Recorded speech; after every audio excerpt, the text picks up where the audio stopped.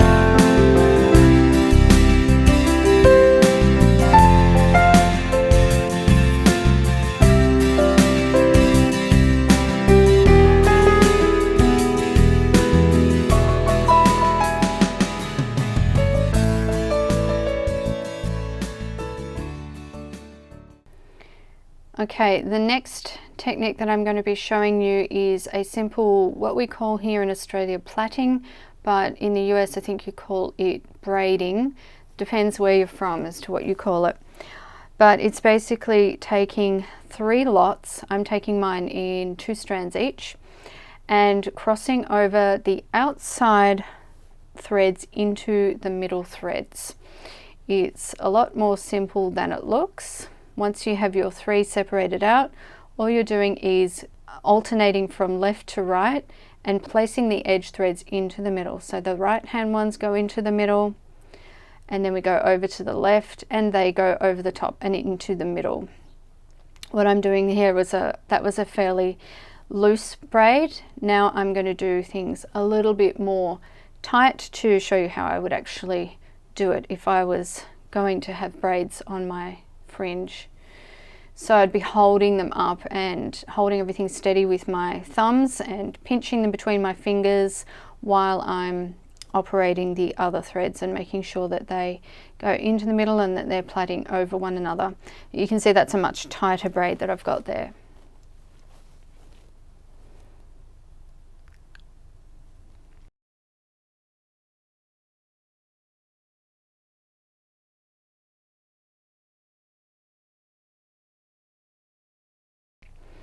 So another option is to use more threads for each braid. So that gives obviously a thicker look. So once again, I'm just doing the same braiding action. Left hand crosses over, right hand crosses over, then the left crosses over into the middle, and I'm sort of tightening it up as I go.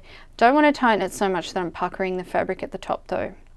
And I'm trying to sort of keep the threads all straight so that as they make their braid, they're not twisting all over the place. It doesn't matter if they do, it's just, it looks a little bit nicer if they're all kept straight. And then you can speed it up a little bit, and you can finish this one off with like a simple knot at the bottom to keep it, because the braid will come undone otherwise. Or you could thread on some beads, which would look quite nice too.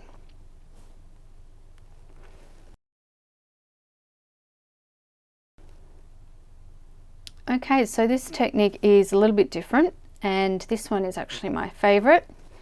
So I'm separating off 2 warp threads in pairs, and I want 3 groups of 2. So the first thing is to bring the left hand threads together so that you've got 4, and then I lay the right hand threads over the top, make a loop, and then bring the tail of those 2 through the loop and pull it up towards the top. And I don't over tighten it at the top because that also causes puckering of the fabric. So that group of 4 threads goes off to the left. I don't need it now. And the group of 2 becomes part of the next lot. So separating groups of 2 into 3 groups again.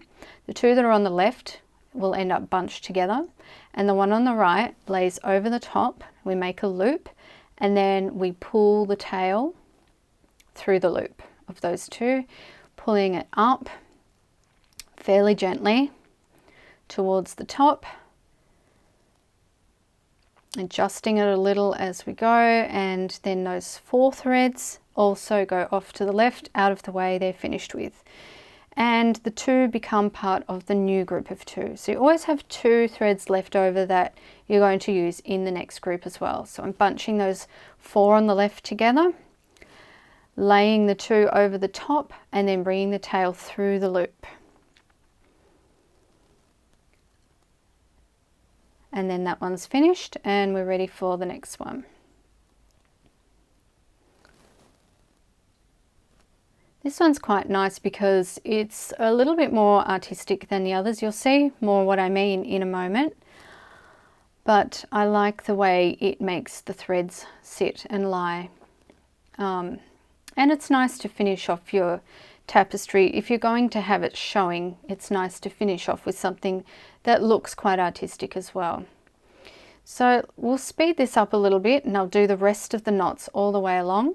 And then I'll show you how you can continue and make it even more special.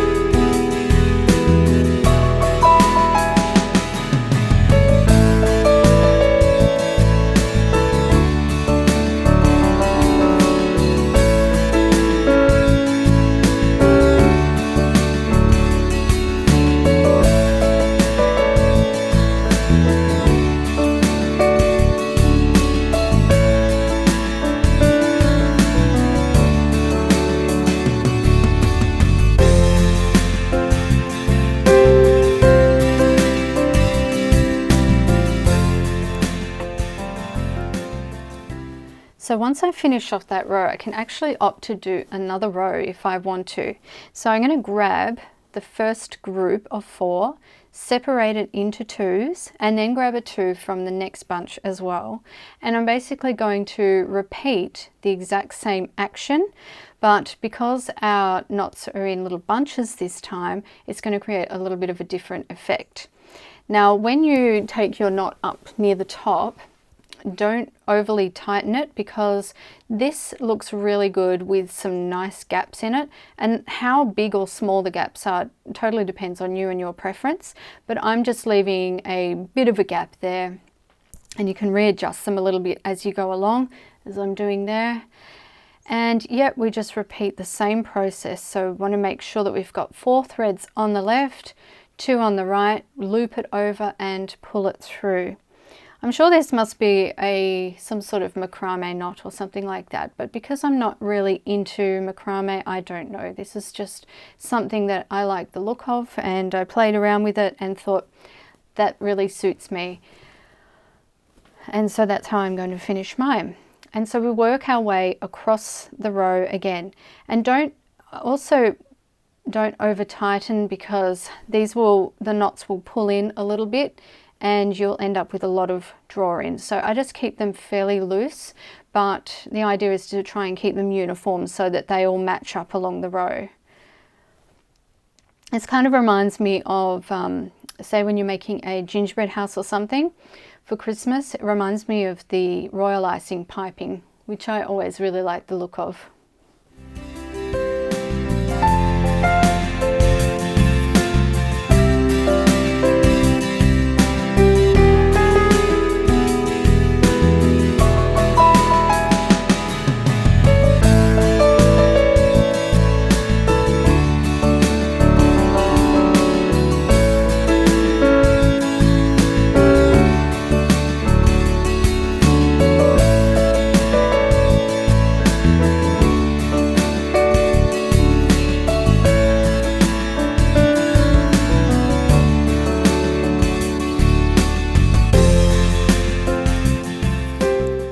You can go along the row and adjust the knots a little bit afterwards to make sure that they're all sitting in the right place. And then if you want to, you can repeat and do another row. So how many rows you do is really up to you, but after 3 rows I started running out of length of the fringe. It started getting a little bit short, and so it wasn't looking as good if I tried to do a 4th row. But I was pretty happy with just doing the 3 rows. I liked the look of the 3 rows. Also, you'd need to finish this off somehow, probably with an additional knot. I would probably do the knot a couple of inches away from where the knots that we've been working are, to try and give the fringe a little bit of weight, because this is the bottom of the piece, so it's hanging down. But what would be really great is if you strung some beads onto the fringes, and that the weight of the beads would help the whole thing to hang straight, and would also put a little bit of weight on those knots that we've been doing so that they'd be nice and secure. I didn't have any beads of the right size, so that's why I haven't put beads on mine, but I definitely would have otherwise. So that's about it. I hope you really enjoyed this tutorial, and I hope that it's given you some ideas for finishing off your tapestry. This is just showing you how you might do some knots to increase the weight a little bit at the bottom. You see there, but I decided not to leave mine knotted after all. And then to tidy up right at the end, it's very good to just cut across the bottom of your fringe, try and make them around the same length and get rid of any really fluffy pieces, and that gives a much nicer look. So thanks for joining me today, everyone. Don't forget to check out my online weaving school and join our terrific weaving community over there. Until next time, happy weaving.